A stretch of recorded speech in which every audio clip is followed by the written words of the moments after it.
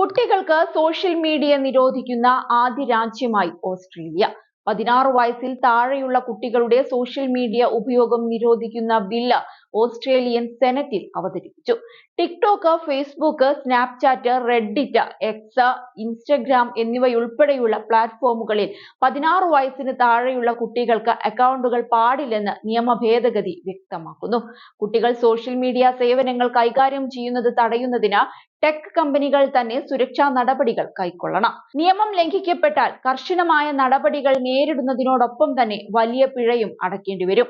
50 ദശലക്ഷം Australian dollar വരെയാണ് പിഴത്തുക. ഗൂഗിൾ, മെറ്റ, എക്സ് തുടങ്ങിയ ടെക് ഭീമന്മാർ വലിയ എതിർപ്പായിരുന്നു ഇത്തരമൊരു നിയമം നടപ്പിലാക്കുന്നതിനെതിരെ ഉയർത്തിയത്.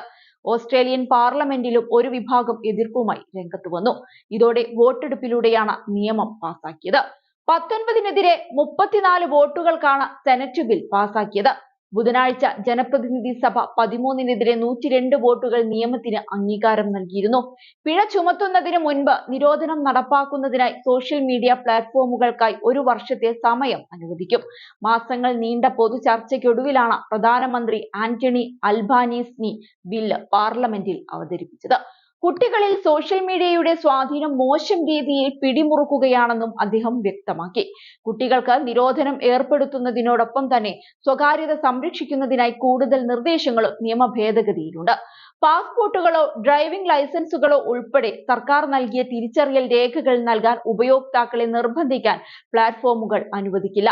അതായത് സർക്കാർ നൽകുന്ന തിരിച്ചറിയൽ രേഖകളിലൂടെയോ സർട്ടിഫിക്കറ്റുകളിലൂടെയോ ഡിജിറ്റൽ ഐഡന്റിഫിക്കേഷൻ ആവശ്യപ്പെടാൻ കഴിയില്ലെന്നും നിയമം വ്യക്തമാക്കുന്നുണ്ട്. അതേസമയം 16 വയസ്സിന് മുകളിൽ പ്രായമുള്ളവരാണെന്ന് തെളിയിക്കേണ്ടി വരുന്നത് സ്വകാര്യതയെ ബാധിക്കുമെന്നാണ് ഭേദഗതിയെ എതിർക്കുന്നവർ ചൂണ്ടിക്കാണിക്കുന്നത്.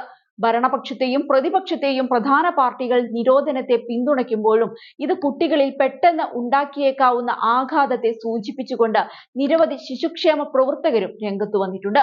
അടുത്ത പാർലമെന്റ് തിരഞ്ഞെടുപ്പിന് മുന്നോടിയായി തന്റെ ജനകീയത വർദ്ധിപ്പിക്കാനുള്ള അൽബാനീസിയുടെ നീക്കമായും പുതിയ ഭേദഗതി വിലയിരുത്തപ്പെടുന്നു.